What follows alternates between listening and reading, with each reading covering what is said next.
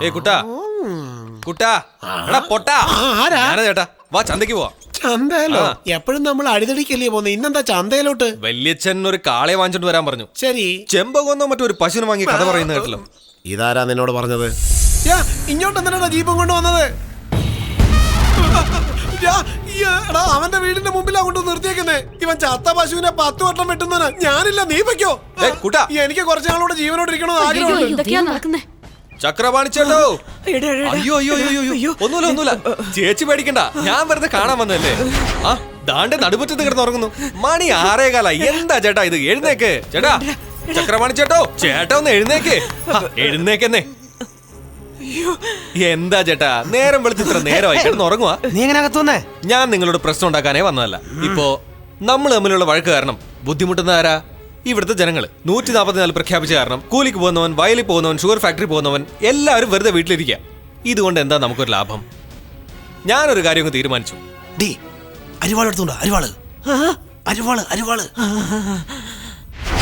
ഗോപാലകൃഷ്ണ, അവരൊന്നും ഇവിടില്ല കൊച്ചമ്മേ. ഈ നിമിഷം നിന്നെ കൊത്തിയറിഞ്ഞ് വിടാൻ എനിക്ക് അറിയാഞ്ഞിട്ടല്ല. ആർക്കൊന്നും ചെയ്യാനാവില്ല. പക്ഷെ ഞാൻ അതിനു വേണ്ടിയല്ല വന്നത്. അന്ന് നീ ചെയ്ത തെറ്റ് കാരണമാ നിനക്ക് നിന്റെ പദവി നഷ്ടമായത്. എന്നാ നീ എന്റെ അച്ഛനമ്മയും ഒരു തെളിവില്ലാതെ കൊന്നു. 100 കോടി പോലും കൊടുത്താൽ കിട്ടാത്ത മന്ത്രിസ്ഥാനത്ത് നിന്ന് എന്നെ ഇറക്കി വിട്ടില്ലേ? 28 കോടിയുടെ സ്വത്ത്, ആ ഷുഗർ ഫാക്ടറി, അത് പിടിച്ചെടുത്ത് ഗവൺമെന്റ് കൊടുത്തില്ലേ? 3 വർഷം അകത്ത് കിടത്തി എന്നെ കമ്പിയണ്ടിച്ചില്ലേ? അതൊക്കെ മറക്കണമെന്ന് നീ പറയണേ? ശരി, എല്ലാ തെറ്റും ഞാൻ കാരണമാ. ഞാൻ വേണമെങ്കിൽ കാലേ വീഴാം. ഇവിടെ വീഴട്ടെ.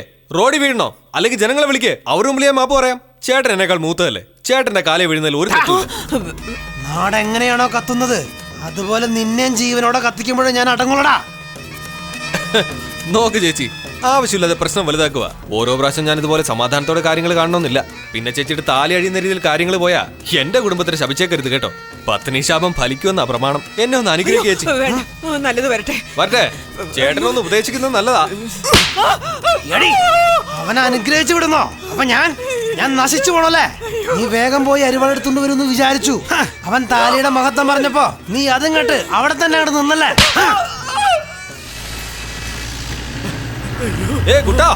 മോർണിംഗ് വാക്ക് കഴിഞ്ഞില്ലേ? നീ എങ്ങനെ അവന്റെ അടുത്തുനിന്ന് രക്ഷപ്പെട്ടു വന്നത്? അതൊക്കെയുണ്ട്. ആ എറണാകുളത്തുകാരൻ വാസു നിന്നെ എന്തോ ചെയ്തെന്നാ എനിക്ക് തോന്നുന്നത്. അവനെ എന്റെ കയ്യിലൊന്ന് കിട്ടിയിരുന്നെങ്കിൽ. ഇപ്പൊ നിനക്ക് വാസുവിനെ കാണണം, അത്രയല്ലോ. കണ്ണടക്കേ, കണ്ണുറക്ക്. ഞാനാ വാസു. നീ വാസു? പോടാ. ഹേ, വേലൂന് ഇംഗ്ലീഷ് അറിയാമോ? അറിയത്തില്ല. ഇപ്പൊ നോക്കിക്കോ. Mister Anandakuttan, my name is Vasu. I can speak English, walk English, talk English, swim English, jump English, English, lot of English. അപ്പൊ നീയാണോ വാസു? എടാ ദ്രോഹി, നീ വിചാരിച്ചതുപോലെ വേലുവിനെ കൊണ്ടുപോയല്ലോടാ. ഇന്ത്യയുടെ കൂട്ടായ്മ, സംസ്കാരം, അതേ ഇതെന്ന് പറഞ്ഞ് വീട്ടിലുള്ള ചിറ്റപ്പനെയും മുത്തശ്ശിയും പറ്റിച്ചതൊക്കെ ഇതിനു വേണ്ടി ആയിരുന്നോടാ. ചിറ്റപ്പനോട് പറഞ്ഞ് നിന്റെ കഥ കഴിച്ചില്ലെങ്കിൽ ഞാൻ ആനന്ദക്കുട്ടനല്ലടാ, രൗദ്രക്കുട്ടനാ.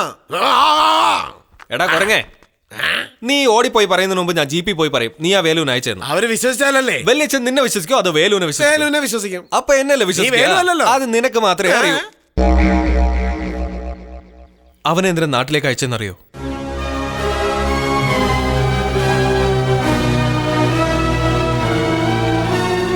പത്ത് ദിവസം കഴിഞ്ഞ് വേലു തിരിച്ചു വരുമ്പോ ചക്രപാണി ഉണ്ടാവാൻ പാടില്ല. അഥവാ ഉണ്ടായാൽ അവൻ നല്ലവനായി മാറിയിരിക്കും. 1000 അരിവാൾ കൊണ്ട് ചെയ്യാൻ പറ്റാത്തത് എന്റെ ബുദ്ധി ഉപയോഗിച്ച് ഞാൻ ചെയ്ത് കാണിക്കാം. എന്റെ ചേട്ടൻ ഈ നാട്ടിലേക്ക് തിരിച്ചെത്തി സന്തോഷമായിട്ട് ജീവിക്കും. ഒരു പരിചയക്കാരനെ ഇങ്ങനെയാണോ അടിക്കുന്നത്? റോഡിൽ കൂടെ പോകുന്നവരെയൊക്കെ അടിക്കുന്ന പോലെ അടിക്കുന്നത്. വേലു ചക്രപാണിയുടെ വീട്ടിൽ പോയപ്പോ നീയും കൂടെ പോയതല്ലേ? അപ്പൊ ആ ജീപ്പും കൂടെ ഉണ്ടായിരുന്നല്ലോ. അപ്പൊ അതും അടിച്ചു നോർക്ക്. ടിങ്കറിങ് പഞ്ചറിങ് 10,000 ആവുന്നുണ്ടല്ലേ ചെയ്യാം. ഇനി എന്ത് സംഭവിച്ചാലും നിങ്ങളായിരിക്കും ഉത്തരവാദി. ഒരു മനുഷ്യന്റെ ശരീരത്തിൽ ഇങ്ങനെയാണോ ഇടിക്കുന്നത്? വിളിച്ച ചക്രപാണിയെ പുതിയ രീതിയിൽ അടിക്കാൻ പോവാ. അവൻ എപ്പോഴും നമ്മളെ അടിക്കുമ്പോ നമ്മൾ പതറാറുണ്ട്. പിന്നെ പകരം ചോദിക്കും. ഇനി ആദ്യത്തെ അടി നമ്മുടേതായിരിക്കണം. അവൻ പതറണം. കരകയറുമ്പോഴേക്ക് അടുത്ത അടി അടിച്ചിരിക്കണം. അവൻ കാര്യങ്ങൾ മനസ്സിലാക്കുന്നതിന് മുൻപ് അടി ഓരോന്നായി അടിച്ചുകൊണ്ടേയിരിക്കണം. മനസ്സിലാകുന്നില്ലല്ലോ. ഞാൻ അടിക്കാൻ തുടങ്ങിയതിന് ശേഷം എല്ലാം മനസ്സിലാവും. ചക്രപാണിയെ ചക്രശ്വാസം വലിപ്പിച്ചിട്ട് ഞാൻ അടങ്ങും.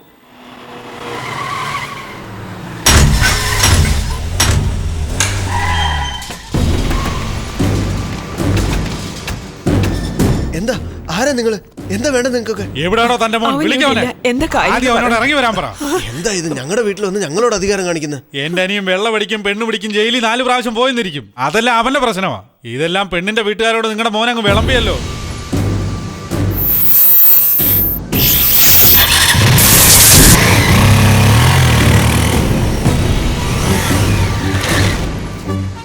മോനെ വാസു, അവരകത്താണ് ഉള്ളത് മോനെ. സൂക്ഷിക്കണേ മോനെ. വാസുവായിരുന്നു എന്തേലുമൊക്കെ പറഞ്ഞ് സമാധാനപ്പെടുത്തിയാൻ. ഇനി ഇപ്പൊ എന്താ ഒന്നുമില്ല. ചേട്ടാ, ഇവൻ തന്നെ ബാസു. ഡാ, നീ എന്താ കമ്മീഷണറാണോ? എന്നെ കുറിച്ച് പെണ്ണിന്റെ വീട്ടിൽ റിപ്പോർട്ട് കൊടുക്കാൻ നീ ആരാടാ? അതെ, അവനകത്തോട്ട് പോയി എന്തായെന്ന് അറിയില്ല. നീ കൊടുത്ത റിപ്പോർട്ട് കാരണം പെണ്ണിന്റെ വീട്ടുകാർ കല്യാണം ഒഴിഞ്ഞു. എന്റെ മാനം പോയടാ. മര്യാദയ്ക്ക് പുറത്തു പോ. എന്താണെങ്കിലും ഓഫീസ് വെച്ച് സംസാരിക്കാം. നീ ഇങ്ങനെ കാണിച്ചു കൊടുക്കുന്നതിന് നല്ലത് വല്ലവരും പോയി കൂട്ടി കൊടുക്കടാ. പുറത്തു പോ. കൊല്ലടാ. നിന്റെ അമ്മയ്ക്ക് നീ ഒരു മകനാണെന്ന് എനിക്കറിയാം. നിനക്ക് എത്ര തന്തയുണ്ടെന്ന് അറിയാവോടാ? കണ്ടുപിടിച്ച റിപ്പോർട്ട് കൊണ്ടുപോടാ. മനസ്സിലായോടാ?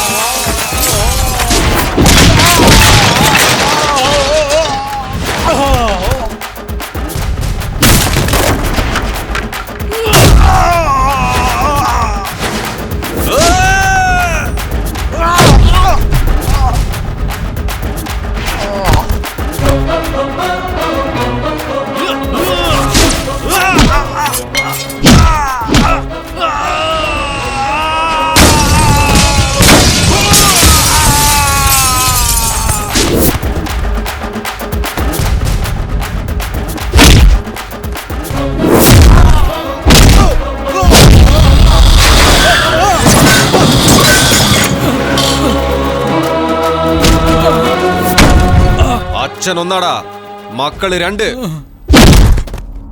വാസു, നീ പറയുന്നത് കേട്ടാ ഇത് വേറൊരു ടൈപ്പ് ആണെന്നാണല്ലോ തോന്നുന്നത്. ഒരുപക്ഷെ സൈക്കോ. പോലീസുകാരും രാഷ്ട്രീയക്കാരും ഇത് കണ്ടിട്ട് എങ്ങനെ അടങ്ങിയിരിക്കുന്നത്?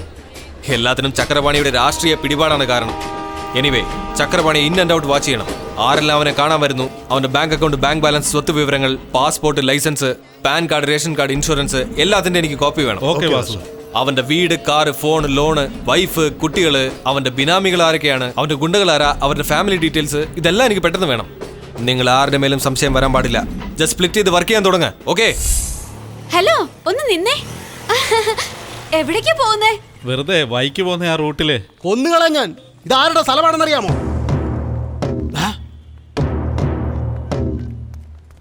ചക്രവണി ചേട്ടാ, വേലു ഇപ്പൊ എറണാകുളത്തുണ്ട്, MG റോഡിനടുത്ത്. വേലു നാട്ടിലില്ല. അവന്റെ വെല്ലിച്ചനൊക്കെ അവിടെ ഉണ്ടാവും. മാനന്തവാടിയിൽ അവരുടെ പമ്പി കാണും. എടുക്കടാ വണ്ടി. ഹലോ വേലു, സുഖല്ലേ? നീ എവിടെ ഉള്ളതെന്ന് എനിക്ക് നന്നായിട്ട് അറിയാടാ. ഞാൻ എങ്ങോട്ടാ പോകുന്ന അറിയാമോ? നിന്റെ വീട്ടിലേക്ക് തന്നെയാ. എന്താടാ പറഞ്ഞത്? എന്താടാ നീ ചാടണേ? നീ എന്റെ വീട്ടുമുറ്റത്ത് വന്ന് കാലുകുത്തിയില്ലേ? അതുകൊണ്ട് ഞാൻ നിന്റെ വീടിനകത്ത് കയറി അവിടെ ഉള്ള പെണ്ണുങ്ങളുടെയൊക്കെ മുടി മുറിച്ചിട്ട് ഒന്ന് അർമാന്തിച്ചിട്ട് ഞാൻ അവിടെ നിന്ന് പോരുള്ളടാ. വന്ന് നോക്കടാ. വണ്ടി എടുക്ക്. ഇവിടെ നിന്ന് നമ്മുടെ വീട്ടിലേക്ക് എത്ര കിലോമീറ്റർ? 22 കിലോമീറ്റർ. ചക്രപാണിയുടെ വീട്ടിലേക്ക് 13 കിലോമീറ്റർ.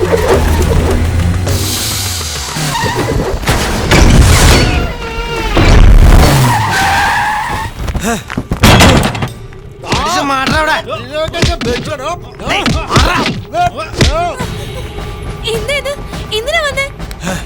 അയ്യോ മുത്തശ്ശി, അയ്യോ. എടാ, മര്യാദയ്ക്ക് പുറത്തു പോയിക്കോ, ചതയാൻ നിക്കണ്ട. എനിക്ക് ആവശ്യമുള്ളത് ഏതെങ്കിലും ഒരാളുടെ സാരിയും ഒരു കുത്ത് മുടിയാ. ഇത് കൊടുത്തേച്ച് അഴിച്ചു താടി. ഇത് കണ്ടിട്ട് നിന്റെ വീട്ടിലെ ആണുങ്ങള് മീശ വടിച്ചിട്ട് ഭാര്യയുടെ മുഖത്ത് നോക്കാൻ പോലും പറ്റാതെ നാണം കെട്ട് ചാവണം. അടക്കടാ വായ. നീ എന്നോട് തർക്കുത്തരം പറയുന്നോ?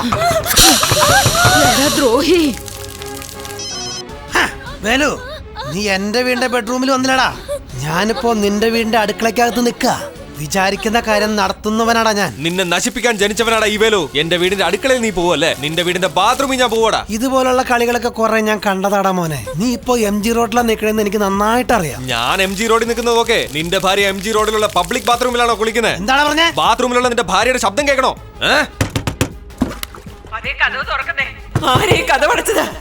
ഞാൻ മാറ്റി കൊടുക്കാൻ ഉടുതുണി പോലും എടുത്തിട്ടില്ല. ഒന്ന് കഥ തുറക്കണോടാ. ഞാൻ തുറക്കട്ടെ? വേലു, ഞാൻ പറയുന്നത് ശ്രദ്ധിച്ചു കേക്ക്. ആദ്യം നീ പുറത്തേക്ക് വാ. വേണ്ട വേണ്ട. വീട്ടിന് പുറത്തേക്ക് ഇറങ്ങാൻ. നേരെ അവിടെയുള്ള ജംഗ്ഷനിൽ പോയി നിൽക്കേ. പോടാ. ഞാൻ വരുന്നവരെ അവിടെ തന്നെ നിൽക്കണം. ഇല്ലെങ്കിൽ നാണം കെടുത്തും. എന്താടാ നോക്കുന്നേ? എറണാകുളത്ത് നിന്ന് കോഴിക്കോട് ഇത്രയും പെട്ടെന്ന് ഞാൻ എങ്ങനെ എത്തിയെന്നാണ് ആലോചിക്കുന്നത്. MG റോഡിൽ നിന്ന് എയർപോർട്ടിലേക്ക് 3 മിനിറ്റ്, എറണാകുളം എയർപോർട്ടിൽ നിന്ന് കോഴിക്കോട് എയർപോർട്ടിലേക്ക് ഫ്ലൈറ്റിൽ 5 മിനിറ്റ്, കോഴിക്കോട് എയർപോർട്ടിൽ നിന്ന് ജീപ്പിൽ ഇങ്ങോട്ട് എത്താൻ വെറും 2 മിനിറ്റ്. ആകെ മൊത്തം 10 മിനിറ്റ് കൊണ്ട് ഞാൻ ഇവിടെ എത്തിയത് കണ്ടോ? ഭയം തോന്നുന്നുണ്ടല്ലേ? എന്റെ ശക്തി എന്താണെന്ന് നിനക്കറിയില്ല. നിന്റെ വീട്ടിൽ ഞാനൊന്ന് കയറിയപ്പോ നിനക്ക് ഇത്രയ്ക്ക് ദണ്ഡമാണെങ്കിൽ ഈ നാട്ടുകാർക്ക് എത്രത്തോളം വെറുപ്പാണോടാ? നീ എന്റെ വീട്ടിൽ കയറുമല്ലേടാ? ഞാൻ നിന്റെ വീട്ടിൽ വന്നു എന്തിനാ? തല്ലുകൂടാണ്? അതോ നിന്റെ ഭാര്യ അപമാനിക്കാനോ? നിന്നോട് സമാധാനമായി സംസാരിക്കാൻ വന്നാടാ. എടാ, രാമായണത്തിലെ രാവണനും ശരി, മഹാഭാരതത്തിലെ ദുര്യോധനനും ശരി, സ്ത്രീയുടെ ദേഹത്ത് കൈവച്ച അവസാനം നശിച്ചു പോയത്. എപ്പോ നീ അതിരുകിടന്ന് എന്റെ വീട് ആക്രമിച്ച് സ്ത്രീകളെ നാണം കെടുത്താൻ തുനിഞ്ഞോ, അപ്പോഴേ നിനക്ക് വിനാശം തുടങ്ങിയടാ. ഈ നാട്ടിൽ ചക്രപാണിയായി വിലസുന്ന നിന്നെ ചക്രശ്വാസം വലിപ്പിച്ച് ഈ നാട്ടിൽ 7 തലമുറയായി ജീവിക്കുന്ന നിന്നെ 7 ദിവസം കൊണ്ട് ഓടിച്ചില്ലെങ്കിൽ വേലായുധനി പേരങ്ങ് മാറ്റി ഈ മീശ എടുക്കൂടാ. ഇതെന്റെ വെല്ലുവിളിയാ. എന്താണ് വേണ്ടത് നിനക്ക്? ഒരു കുത്തു മുടിയും ഒരു സാരിയും അല്ലേ? ഇന്നാ പിടിക്കേ. നിന്റെ പെണ്ണും പുള്ളിയുടെ വെപ്പ് മുടിയും അവൾ ഉടുക്കാൻ വെച്ചിരുന്ന സാരിയും കുളിച്ചോണ്ടിരിക്കുന്ന ഭാര്യയുടെ കൈ വെച്ച് കൊടുക്ക്. അവൾ നന്നായിട്ട് ഉണ്ടാക്കി തരും. എടുക്കടാ വണ്ടി.